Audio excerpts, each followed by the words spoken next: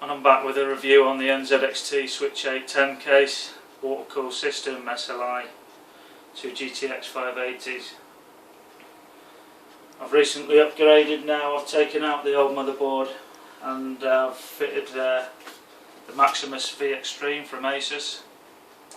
A little bit more expensive than the board that was in there. I've also set up 16 gig of the Dominator Platinum Corsair RAM in there, and I'm finding that the RAM is awesome.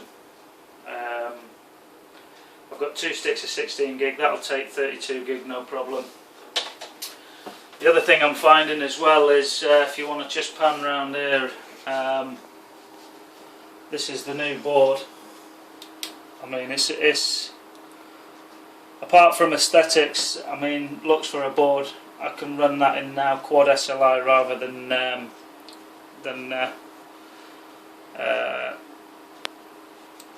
SLI on the rather than running two GTX 580s. I can run up to 4 GTX 580s in there. Apart from the fact that the RAM's really good, it's really good looking as well in the board. I think, you know, when you're paying for that amount for a board, you want to be paying the same for RAM, and you know, it is true what they say, you get what you pay for. You'll notice on the RAM as well there's some small lighting effect, and I believe you can get a kit for that. It's a link kit. It basically gives you more lighting along the back end of the RAM here, lights it up more. Around about £20, but for me it's not a requirement at this stage. The other thing I like about the Asus motherboard is the BIOS setup. It's not just controlled by arrow keys on the keyboard. I'm able to control this with the mouse, so everything in the BIOS is mouse controllable. And I believe that's an Asus thing. Previous I had a Gigabyte motherboard. Had a few problems with the Asus setup to begin with. Fan operation control was a real issue in the BIOS settings. With the CPU, it kept coming up with a CPU fan error, but managed to Google that and get round that, and the error has gone. I'll just show you on here actually. So if you do have a CPU error yourself, you do look at these boards. When you go into the fan speed monitor, for me, for liquid cooling, I've not got to use obviously any of the fans. It's not applicable for me.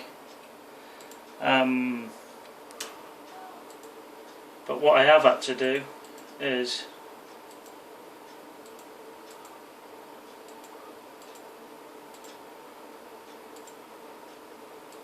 just 1 second. I've had to go into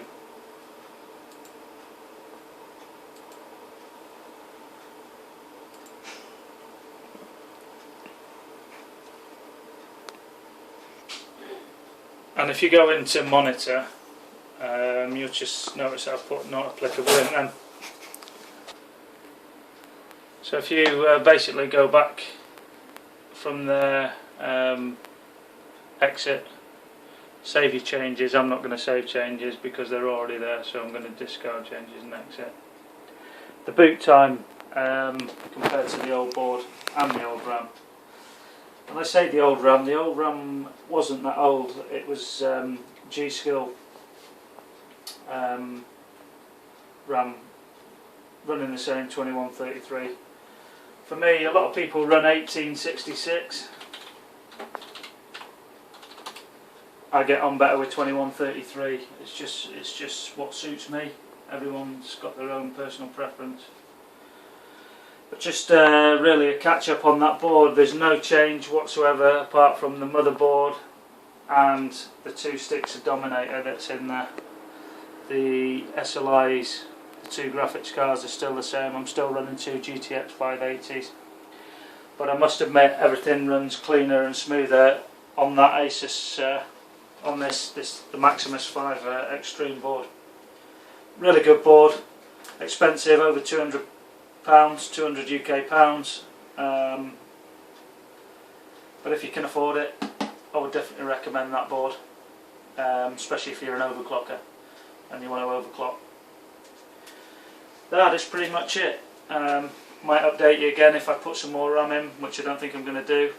Maybe an upgrade of the monitor next, the Asus gaming monitor. At the moment I am a ProLite E2409,